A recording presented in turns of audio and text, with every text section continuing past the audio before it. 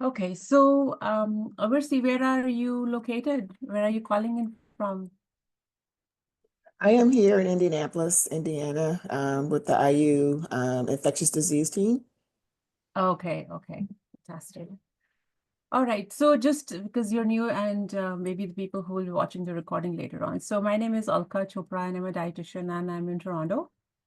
And women's health is something I work with every single day in my practice. So that's why, it is something which is very close to my practice. So that's why.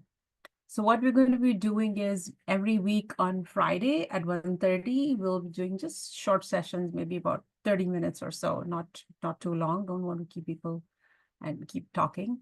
So I will be talking about different, components of women's wellness because there is many components to it. It's not just only about eating healthy or going for a walk and, sure, and medication and stress, all that thing. Now, the unique thing about the Thrive community will be that every month there's going to be one art project that we'll be doing, and the art project is going to be more therapeutic in nature rather than being, painting a landscape. I mean, I'm not a very big fan of landscapes, but some people enjoy it. So we'll do a little bit of therapeutic style of painting we'll be doing, like short projects, and you don't need to be a fine artist to do all that stuff. Okay, so and everything is going to be hosted in the community. And well, you can join the meeting like you are joining like right now, but I will encourage all of you to really join the community and I will show you how it really looks like. I'm sharing my screen here. So if you see here, and I have it on my next screen. So when you join in, you will find the community like this, okay? And there are some members here and everything I'll be posting. There are some videos in this already on something to do with art here. I already have, and all discussions and any recordings, uh, any resources, everything will be posted in this community, just so that it is, I do not want to host it on Facebook. It's too distracting. And from what I'm seeing, the trend these days, communities are being really moved from Facebook. So that's where, and then we'll see how like this goes. So there's place where this is the announcements place where I'll put in some announcements here, introductions there over here. So I have my introduction there, and then I'll encourage everyone to introduce themselves and questions you may have. Any topics you might have that you want me to cover, you can definitely put that over here. So in short, this it would be kind of an interactive place where we do lots of things together. Okay, so that's the community, and the link was in the email that was sent to all of you. Now let's now shift gears. So what I wanted to talk about today is a bit about mindful living. So what is mindful living? So mindful living really is being aware of what's going on in your life. It's not a very complicated concept, and all it requires is your own focus on yourself. Oftentimes with being women, what happens is that we take care of the families, we do our jobs, and we're like, I'm in a 9 to 5 job. I have a family, and there's so many things that go on. So in that whole process, what happens is that we try to come, many times we sideline our responsibility to our own self. And that is where the challenge comes. It's always family first, maybe the children are first, or whatever the case may be. So we tend to sideline our own needs. So that's not being mindful. That is being mindless. So I'm going to ask everyone who's on the call and the ones who listen to the recording as well, that you need to be mindful and be aware of what is going on with me, what is going on around me. What is happening in my life is something, am I uncomfortable? Am I unhappy? So those kind of questions, and I'll share with you 2 resources which will actually help you on this, to really think about what is really going on. So let me share that. And you can use it as tools. for yourself. Okay, so one of them is, hold on. Okay.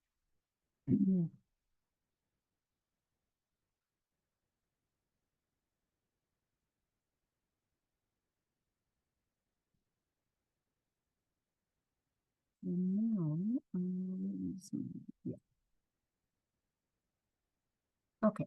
So, and this I will post in the community so you can download it and print it if you want. So, when we talk about mindfulness, we are also talking about self-care. Now, self-care is not a very, is sometimes shown to be a very fancy thing. Now, self-care is not going on destination vacations or,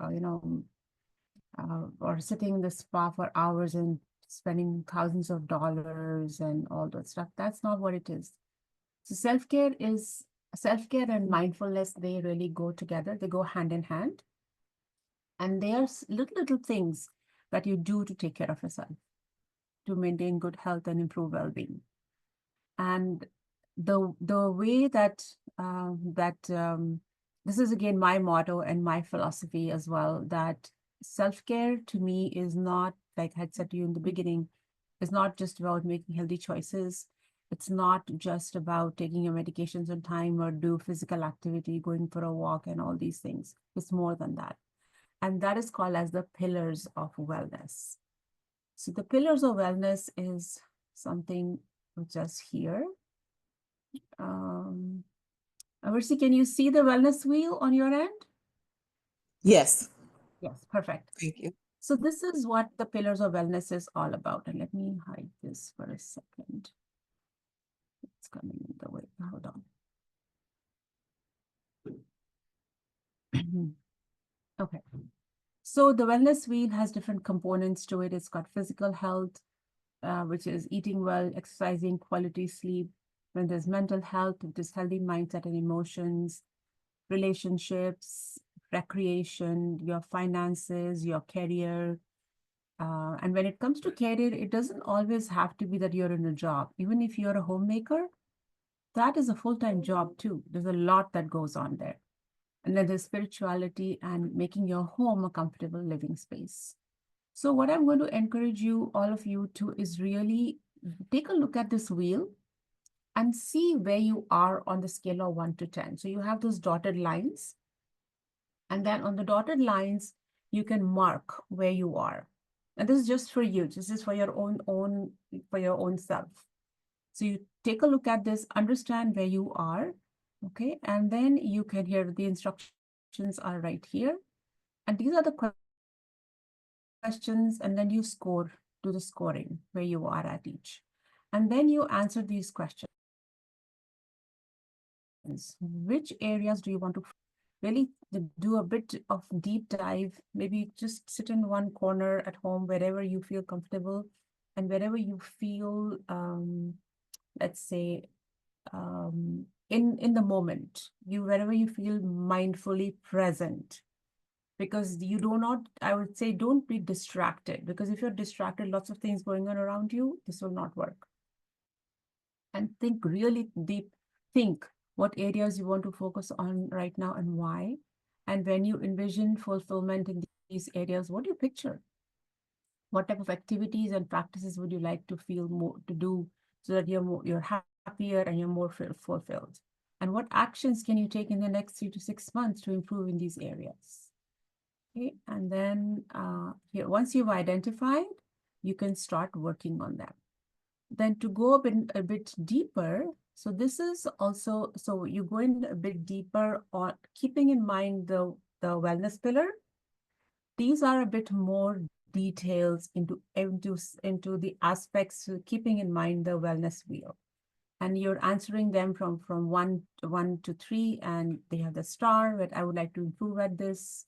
And so you have the legend over here. 1, I do this poorly, or I do this rarely or not at all.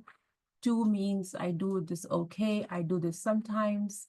3 is I do this well, I do this often. And then I would like to improve this, do this more frequently, okay? So you answer these questions. Here is physical self-care. You answer all these questions, okay? So you have 1, 2, or 3.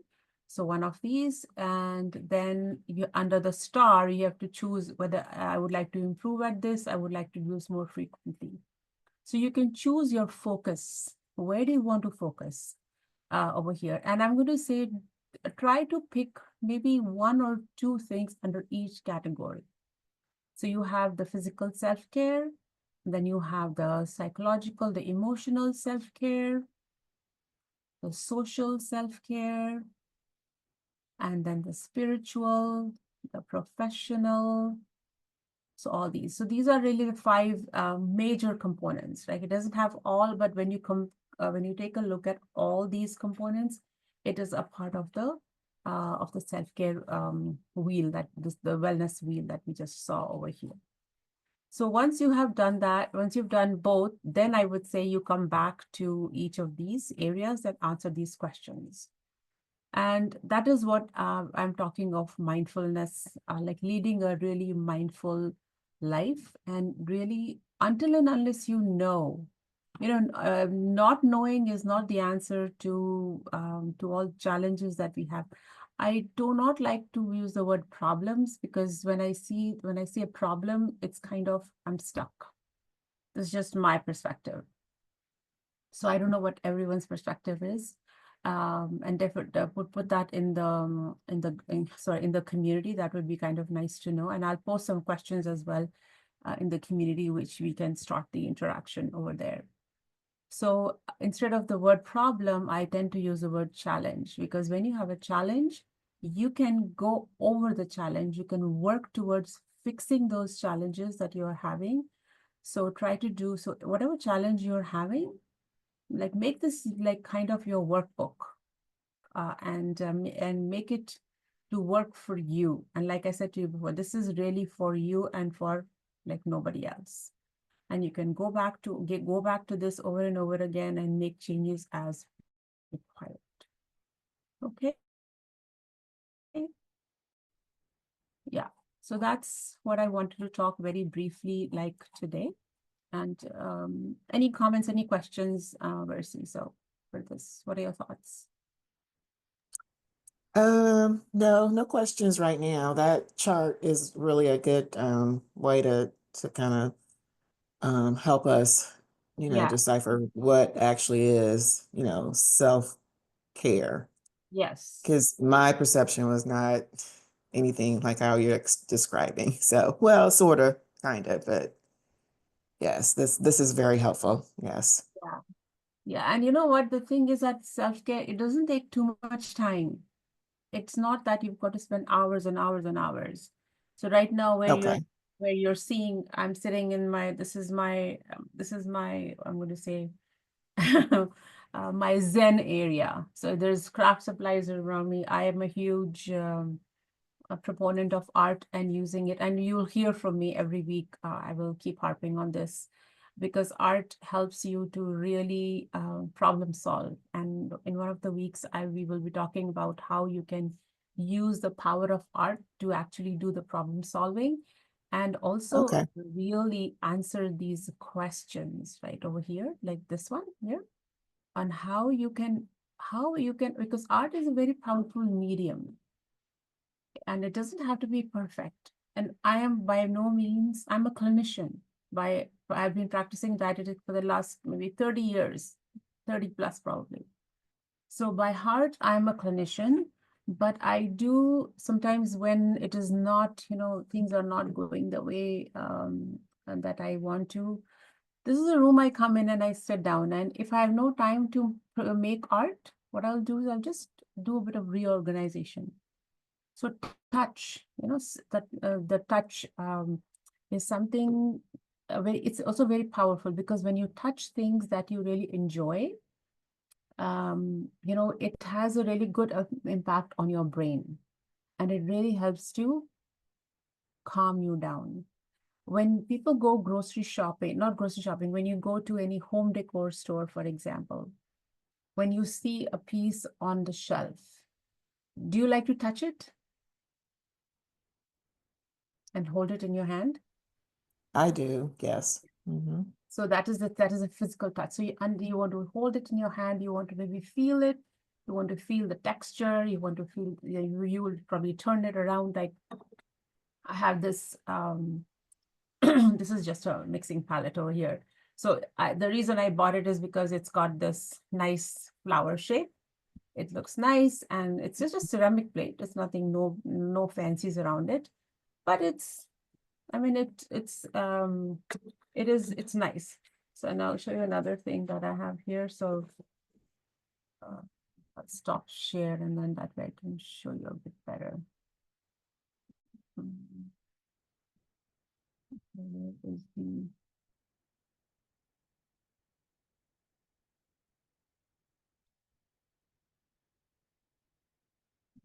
sorry. Hmm, okay, there it is. Sometimes Zoom is a little, so I'll just show you this here.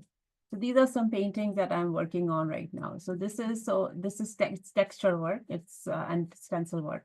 So once this work is done, I will go over it and touch it and then go in different angles. This is one, and this is like another one here. So after it's done, so the bottom line is that when you touch things, that makes like a really big difference. So that is one small thing that you can do. So I was teaching a class a few years ago, and I was talking to another dietitian. So she gave me a really good tip. She said, so the question really a lot of people were asking that I don't like to do physical activity. It's very boring to me. I have a treadmill in my basement and I just hang clothes on it. That I think that is pretty common with everybody. So what she said was that, okay, so starting tomorrow at a fixed time, maybe 10 a.m. in the morning, at night, evening, whatever, you just go to the basement and just touch the treadmill and come back. That's it. Don't do anything else. Keep doing it. Eventually, what's going to happen is you'll think, that this is human. This is human thinking. That, okay, I'm here. Let me do it for 5 minutes. Then, okay, I'm already on the treadmill. Let me do for 10 minutes. So it keeps on increasing. So that is something, that's what I'm saying. It doesn't take too much time if you want to be mindful and if you want to do the things that you really enjoy doing. Okay. So yeah, so I'll stop here, and that's it. So I will see you again, hopefully next Friday, and the all the other Fridays, and you will get an email notification on the topic, what we are going to be talking about. But I'll encourage you to join the community, and put in your questions over there, or even Okay, some thank you. reflections or anything really. Okay, thank you. Okay. All right. You have a lovely weekend, and I hope to see you soon. Yes, you do the same. Yeah, Thank take you. care. Okay, bye. Bye-bye.